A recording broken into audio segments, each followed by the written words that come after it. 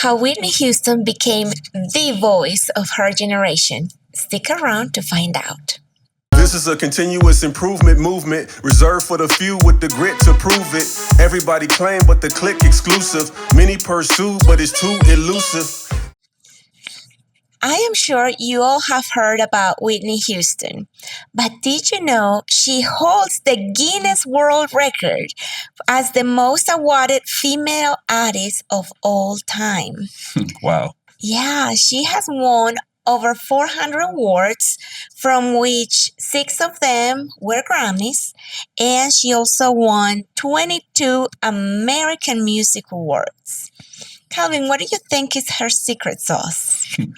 Well, if you've ever heard Whitney sing, you would probably agree that she's one of the best singers you've ever heard in your life. Yeah. And there's a show now called The Voice. Mhm. And so many of the contestants come on The Voice trying to emulate Whitney because Whitney was known as the voice of her generation, and which I maybe came in on the tail end of Whitney's generation. But still, I mean, when you think of like who's the greatest singer you ever heard in your life, I think of Whitney Houston. And I'm sure a lot of people would agree with that. Still, Yes. All these participants were trying to emulate her, and I have heard what is the name of that song? I Will Always Love You, or The Bodyguard? Yeah. She was in That- the Bodyguard was her debut movie, and I think she did the soundtrack for that.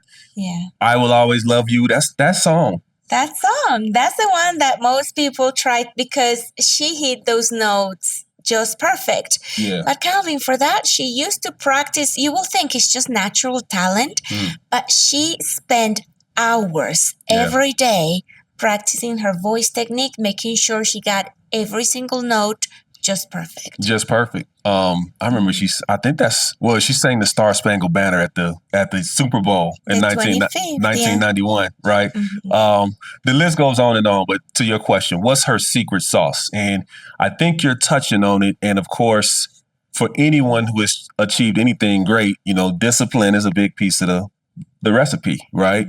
But I think in her case, what makes her unique is her ability to envision the future that she wanted to bring about, right? When it came to, her career and her presence and her contribution to society, so to say.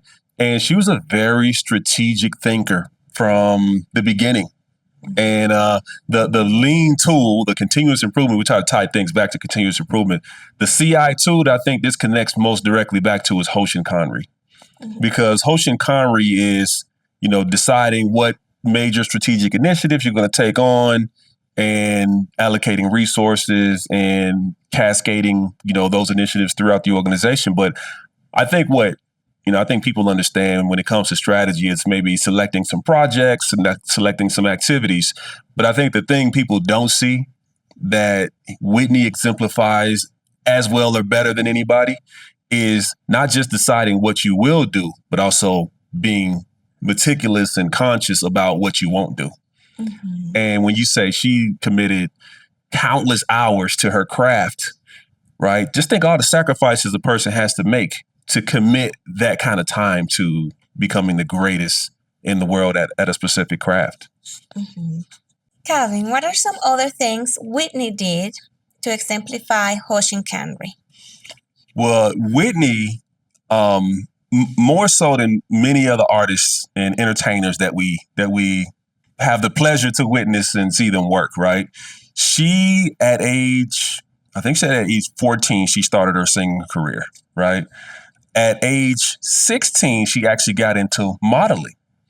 And she became she graced the cover of one of the biggest modeling magazines back in the 80s, right? So again, we started to see a pattern developing of only selecting the type of work that is really high profile. You see a vision developing of becoming the greatest entertainer in the world, right? And crafting this image. Again, we mentioned the Super Bowl in 1991. We mentioned the movie Bodyguard with Kevin Costner. Great movie, box office smash and all the rest, right? The album she released, I think she was already like an international superstar by the time her second album was released, right?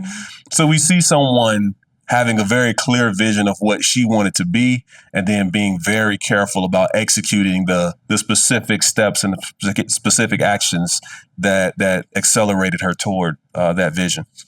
She never settled for mediocrity.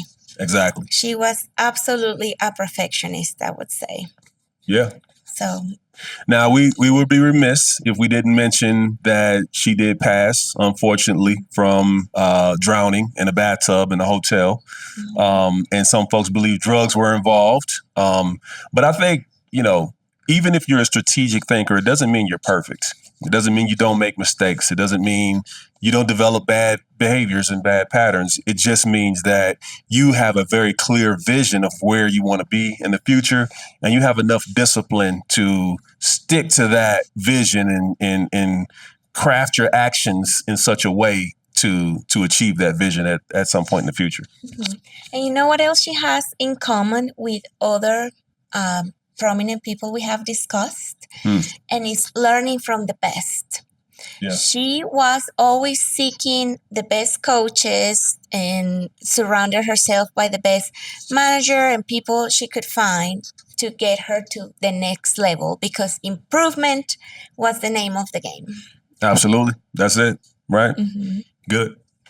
All right. So thank you so much for joining us. I hope you learned something from this episode. Let's get better every day, and we'll see you again tomorrow. For daily news on operational excellence and how it relates to current events, check us out on the Ticket to Freedom podcast. Simply subscribe to our YouTube channel and stay up to date on the latest developments in continuous improvement.